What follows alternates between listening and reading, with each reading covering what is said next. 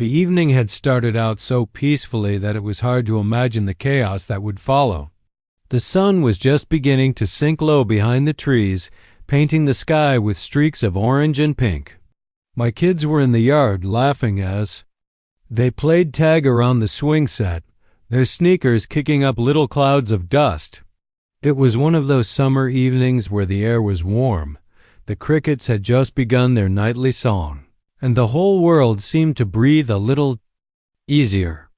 I had settled myself onto the porch with a glass of iced tea, smiling as I watched them run and tumble, their joy infectious. Then, as it happened so often in our neighborhood, the calm was broken by the unmistakable voice of Karen, the self-proclaimed protector of HOA rules. She lived 2 doors down, and from the moment we moved in, she had been determined to remind us all that she had a say in every tiny detail of our lives. Whether it was trash cans left out too long, grass that wasn't cut to her standards, or kids leaving their bikes on the sidewalk, Karen always found a reason to confront us. That night, she marched out onto her porch with her arms crossed, glaring at my children like they were intruders. Do you people have any idea what time it is? She barked, her voice cutting through the laughter. There are rules about noise after dinner. Your kids are screaming like wild animals, and the HOA has strict standards. I won't tolerate this. I felt my chest tighten. My kids froze mid-game, startled by her sudden outburst. They looked to me for reassurance, and I waved them toward me, urging them to come closer. I rose from my chair, trying to keep my tone calm. Karen, it's only 7:30. They're just kids, and they're not bothering anyone else. But Karen wasn't having it. Her glare deepened, and she muttered something under her breath about lawless families ruining her neighborhood. I caught the edge of her words. As she turned back toward her house, her shoulders stiff with anger. There was something about the way she looked at us before disappearing inside that made my stomach twist. It wasn't the usual HOA nitpicking, the kind we had all begrudgingly grown used to. This time, there was a coldness in her eyes that left me unsettled. I tried to shake it off, telling the kids to finish their game for the night, but the unease clung to me, heavy as the humid evening air. Something about this didn't feel right. Would you like me to keep the same tense, tone, and style for the rest of the chapters when I expand them, so the story flows like one continuous dramatic piece? I had just gathered the kids around me on the porch, trying to distract them with talk of ice cream, when the creak of Karen's screen door made the hairs on the back of my neck stand up. I turned my head and my breath caught in my throat. She wasn't just stomping out to scold us again. This time, she was carrying a rifle. The long barrel gleamed in the last slivers of daylight as she marched onto her lawn, her face twisted. With fury, enough is enough. She shouted, raising the gun and pointing it straight at my children. You don't respect the rules, you don't respect this neighborhood, and someone needs to teach you a lesson. My heart nearly stopped. I shoved my kids behind me so quickly that one of them stumbled to the ground. Their small hands clutched at my shirt, and I spread my arms wide, trying to make myself as big as possible between them and Karen. Every instinct screamed at me to run, to get them inside the house, but I was terrified that any sudden movement might make her pull the trigger. Karen, put that down. I yelled, my voice shaking but firm. They're just children. This is insane. Her eyes were wild, darting between me and the kids as though she were lost in some twisted battle only she could see. A couple of neighbors, drawn by her shouting, stepped out onto their porches. One of them, Mr. Alvarez from across the street, gasped when he saw the gun and immediately shouted to his wife to call 911. Another neighbor ran down his driveway with his phone already pressed to his ear. Yelling that help was on the way, Karen didn't flinch. She kept the rifle steady, her hands trembling just enough to make my stomach drop further. The HOA has rules for a reason, she ranted, her voice rising. If nobody enforces them, then what's the point? You people think you can just ignore everything, and I'm sick of it. I could hear my kids whimpering behind me, their little bodies pressed into my back. My throat was dry, my mind racing through every possible way to de-escalate before disaster struck. I kept talking, begging her to stop, praying that the sound of sirens would come fast enough. The neighborhood had never felt so small, the distance between my porch and hers unbearably long. And yet, in that moment, it felt like the whole world had narrowed to the terrifying sight of Karen's finger resting on the trigger dot.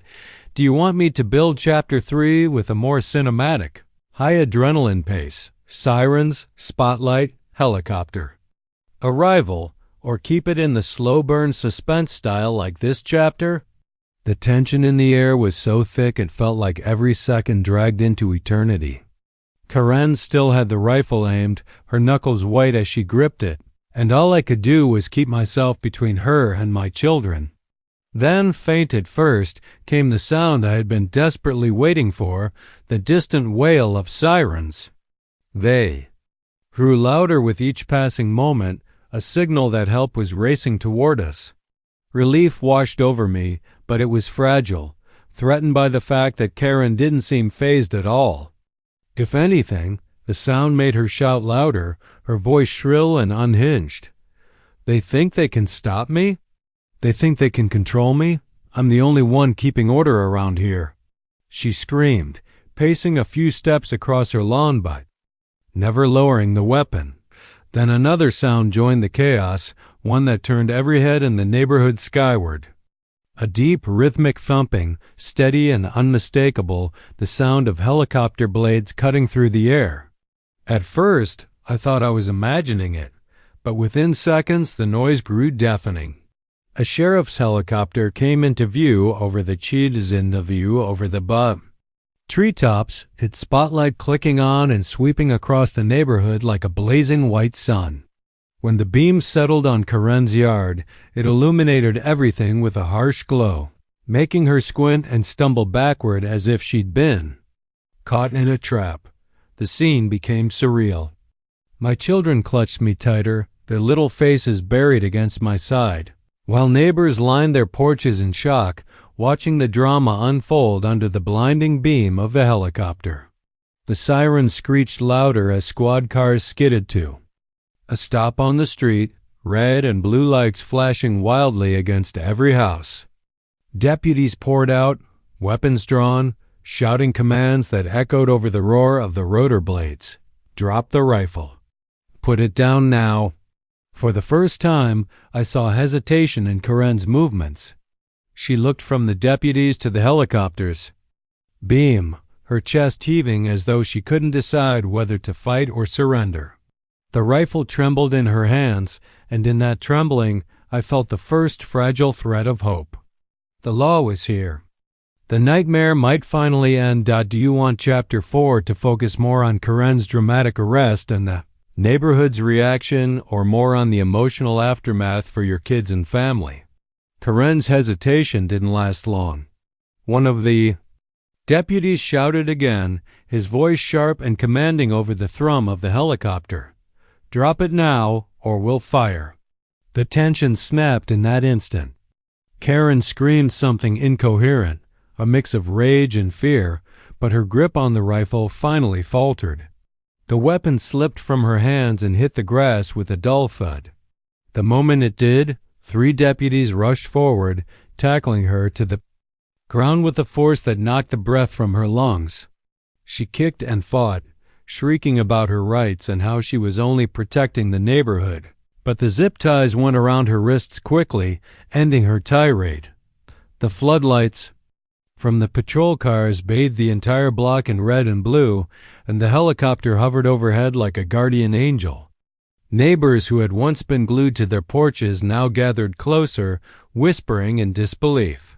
Some clutched their children, pulling them close as if only now realizing how close we had all come to witnessing something unthinkable. Mr. Alvarez shook his head, muttering prayers under his breath, while others whispered words like crazy, dangerous, and finally, a deputy broke away from the arrest and came straight to me. His voice softened as he crouched down, looking at my kids first. "You're safe now. She won't hurt you." My youngest buried his face in my shoulder, trembling, while my oldest asked in a shaky voice if Karen was going to jail. The deputy gave a reassuring nod. "Yes, she won't be bothering you anymore." I held my children tighter than I ever had before, overwhelmed by relief but also a raw anger at how close they had come to danger. The sheriff himself approached a few minutes later, explaining that Karen would face serious charges, including assault with a deadly weapon and child endangerment. He shook his head, clearly disturbed. If that helicopter hadn't been close by tonight, this could have ended very differently. As the squad cars pulled away with Karen screaming in the back seat, the neighborhood slowly returned to silence. The helicopter lifted, its spotlight fading into the night sky, leaving behind only the heavy weight of what had just transpired. I kissed the tops of my kids' heads, whispering promises that they were safe, even though I knew we would all carry the memory of that night for a very long time. Nothing about our quiet little street would ever feel the same again.